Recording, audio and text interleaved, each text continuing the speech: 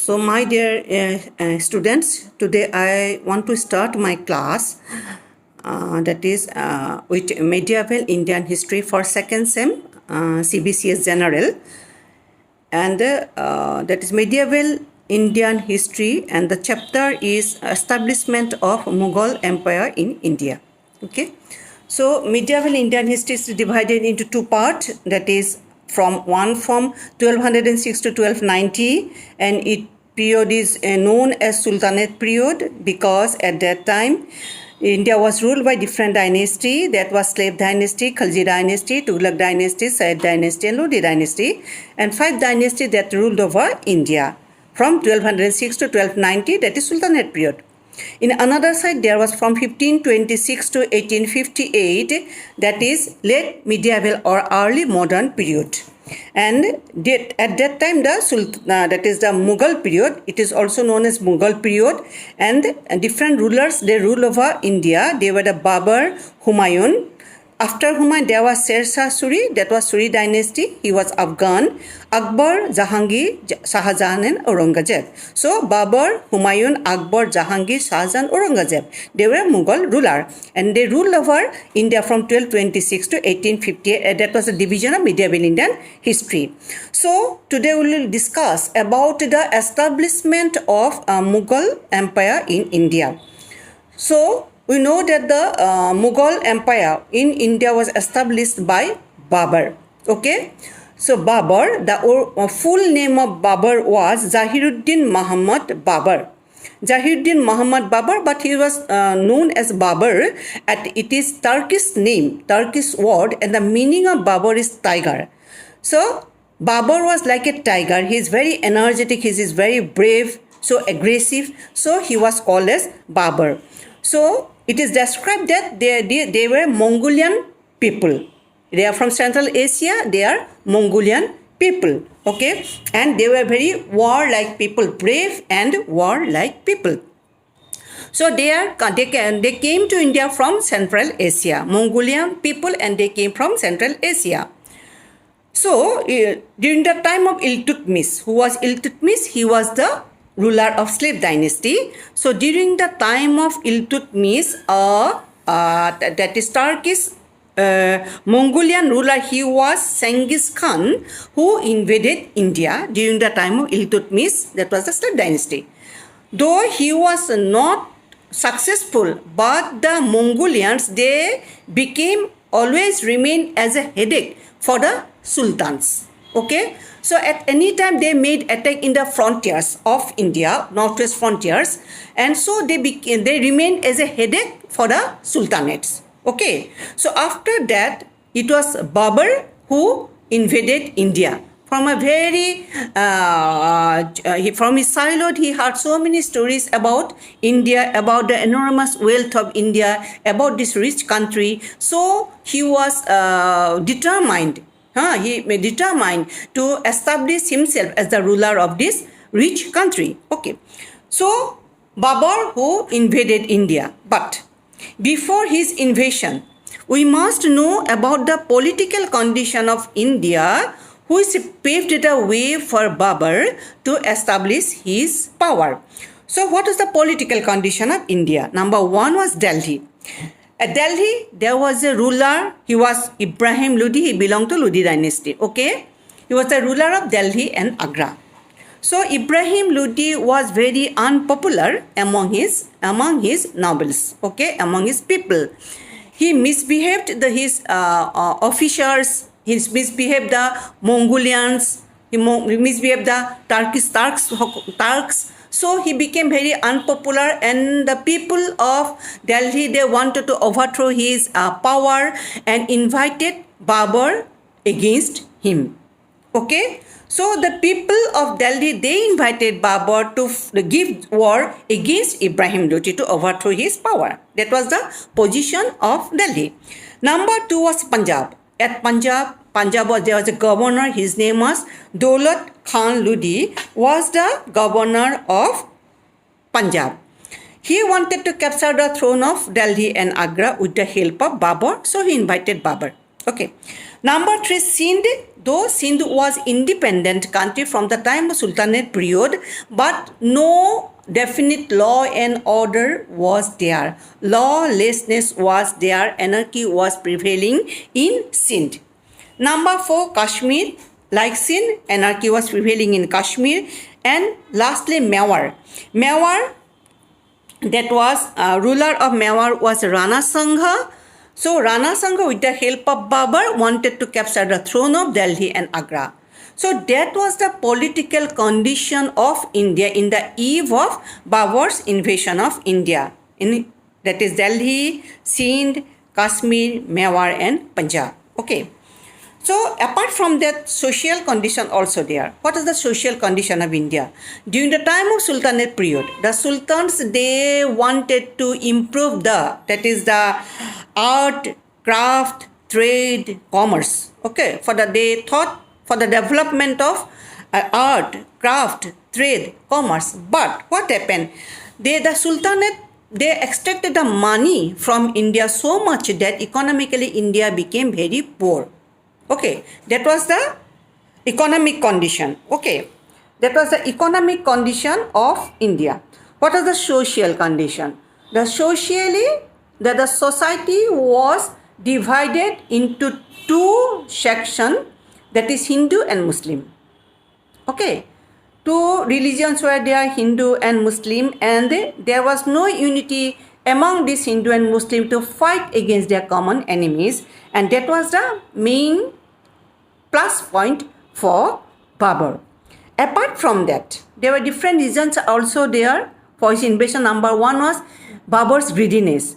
He wanted to capture the enormous wealth of India. His greediness, Babur's greediness, number 1. Number 2 is imperialistic design. He wanted to expand his territory because Babur, at the age of 14, he became the ruler of Fargana, a very small territory of, that is Central Asia. After that, he invaded Kabul. Okay, so Kabul was small territory, so money that came from Kabul, it was not enough for him to run his administration, to run his country. So his imperialistic design was another cause for his invasion.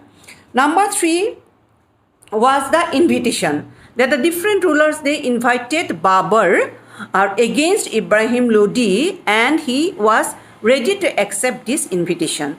That was the main situation. That was the situation in the eve of Babur's invasion of India. Okay, so in 1502, Babur, who left his country, and for 2 years he he traveled from one place to another. And after then, from 1519 to 1524, he made 4 invasions in expedition against India. And in 1520, he captured Badakhsha. In 1522, Kandahar. It is in frontier line. All this territory was captured by Babur. Okay. So after that, he turned his attention towards Punjab. Okay, I told you in Punjab there was a governor. His name was Daulat Khan Lodi. Daulat Khan Lodi, he made a conspiracy with Ibrahim Lodi. Ibrahim Lodi belonged to Lodi dynasty. He was the uncle of Daulat Khan Lodi made a conspiracy with Alam Khan. Okay, Alam Khan was the uncle of Daulat Khan. So both of them, they made conspiracy against Daulat Khan. They wanted to capture the throne of Delhi and Agra. So they invited Babur. Babur, he was so shrewd politician so he very tactfully handled the situation. Firstly, he invited both this person to his court, and after that he arrested this person. That is, Daulat Khan Lodi and Alam Khan were arrested by him, and after that very tactfully handled their situation. Their all powers were curtailed, though they were arrested, but they were released later on, and all the powers that were curtailed, and they became a puppet in the hands of Babur. Okay, so Punjab became under the control of Babur. Okay. After that, he turned his attention towards Delhi. Okay, Delhi, that was ruled by Ibrahim Lodi, Lodi dynasty.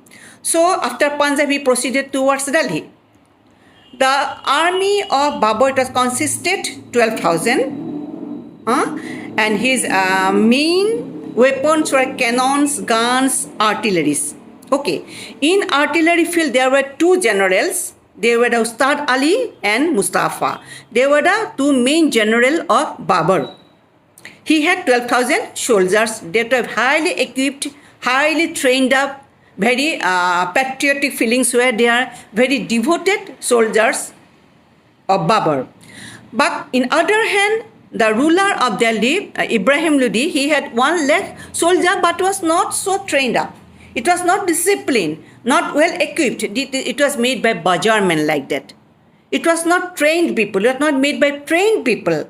For common people, okay, these groups were made, these soldiers were made. So in comparison, the army of Babur was hardly equipped. So both the party, they faced each other at the battle near the Panipat. Where is Panipat? It is 85 km from Delhi. It is in Haryana. 85 km from Delhi. It is in Haryana. Okay, the great battle of Panipat was fought between the two party, that is Ibrahim Lodi and the Babur, in which Ibrahim Lodi was badly defeated. Okay. After this victory, it was a great victory for Babur. After this victory, he got several booties, gold, silver. Apart from that, the famous Kohinoor diamond was captured by him. So after this victory, it was a great success for Babur. His dreams was about to fulfill, because after this victory, he laid the foundation of the great Mughal dynasty in Delhi. But his aim was to establish himself as the ruler of entire India, not of Delhi. So his dream was yet to be fulfilled. So one part of his dream was fulfilled by establishing his power in Delhi. Okay. So in the battle of Panipat, Ibrahim Lodi was defeated. Okay. Number 2, after that, the battle of Kanhwa, Kanwha. Kanhwa was, after the battle, he turned his attention towards the Rajput and the Afghans. So Rajput and Afghans, they did not take part in the battle of Panipat because they thought that after this victory, Babur will return back to his own country. But after this victory, when they found that the second intention of Babur was to invasion against the Rajput and the Afghans, so the Rajput and the Afghans, they became alert. Okay, the Rajput, the Afghans, they became united under the ruler, that is Rana Sanga. He was Rajput ruler. He was they were very strong. Afghan and Rajput, they were very strong, and the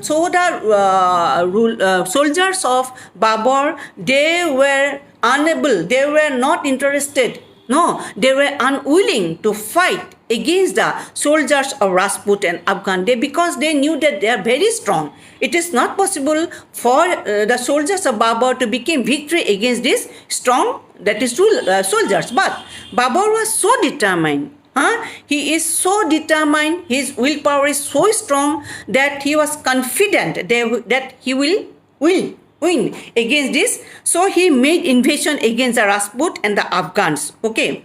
When the wars were going on, then the one Muslim ruler who was inside of Rajput and Afghan, from Raisin, he was Silhadi, Silhady. He betrayed Rajput and the Afghan and joined his hand with the Babur. Okay, he betrayed Rajput and Afghans and joined hand. Earlier he was inside of the Rajput, but later on he joined hand with the Babur, and with the help of Silhadi, the war was going on. Rajputs were defeated in the great battle was fought, that is in Kanwha. Kanwha was 37 miles west of Agra, 10 miles from Sikri. 10 miles from Sikri and 37 miles west of Agra, that a place that known as Kanhwa. Kanwa, a battle was fought with Rajput and Afghan and Babur. In that battle, Babur became victorious. And his dreams became fulfilled because after this victory, he established Mughal power. He became the ruler of whole of India. Okay, thus he established his great Mughal dynasty in India. After so, his second dream of Babur was fulfilled. First one was the Battle of Panipat and second was the Battle of Kanwa. After that, in 1528, he made an invasion against Chandra, C-H-A-N, that is C-H-A-N-D-E-R-Y, Battle of Sanderi. So, the ruler of Sanderi was Medini Rai. Okay. Medini Rai was the ruler he was a Rajput ruler, and in 1528, he was in Mewar, and against Mewar, he made his invasion. Babur made his invasion against Mewar. The ruler was Medini Rao. He was a Rajput, and with 5,000 soldiers, Medini Rao gave battle with Babur, and Babur became victorious. Okay, all these were Rajput. Now, Babur turned his attention against Bihar and Bengal. In Bihar and Bengal, there were Afghan rulers. The rulers of Bihar was Mahmud Lodi, M-A-H-M-M-U-D. Mahmud Lodi was the ruler of Bihar, and in Bengal, there was Nusrat Shah, N-U-S-R-A-T, was the ruler of Bengal. Both of them were Afghan. Okay, so the Battle of Gharga, G-H-A-R-G-A, that battle was fought between Babur and the ruler of Bihar and Bengal. So that was Mahmud Lodi and Nusrat Shah. That battle was fought, and that war, both the rulers, they were defeated. The Afghan rulers were defeated, and Babur became victorious. So after this victory, Babur established the great Mughal dynasty in India. That dynasty ruled over India from 1526 to 1858. So, so we see that there were different reasons why Babur became successful. So India is a vast country, so many rulers were there, Rajputs were there, they are so strong, different Muslim rulers were there, no. But what is the main causes for his success? Number one is that political division. So as I told you, there's a political division was there, no internal unity was there among the different states. Okay. So no good relation was there, internal relation was very bad, no coordination was there. Okay. So that was one of the main cause for his success. Number two was Babur's personality. He was very energetic, he was very arrogant, he was very good soldier. So he had a very good personality. He had dynamic personality. That was the another cause for his success. Number three was artillery. As I told you, there were two artillery generals were there. So artillery of Babur was very efficient, and in every war he became success due to his artillery section. Okay, that artillery in India, the artillery was not so common, but for Babur it was very useful for him. Number four, discipline. His army was very well equipped, disciplined. They had great devotion to their country. Okay, well trained up. So different plus point were there in his soldiers. Okay. After that, lack of unity among the Rajputs. The future of the India depends on the Rajput rulers, But the different Rajput, though there were different Rajput rulers, there was no unity. If they had unity, the Babur was easily defeated. But we already discussed that different rulers were there, so they fought with Babur differently, from their side. If they united together, it was very easy for them to defeat Babur. But no unity was there among the Rajput rulers. Okay, that was the main cause for Babur's success against the Indian rulers. So after the battle of Panipat, after the battle of Kanwaha, Babur established a great Mughal dynasty in India. Okay, thank you.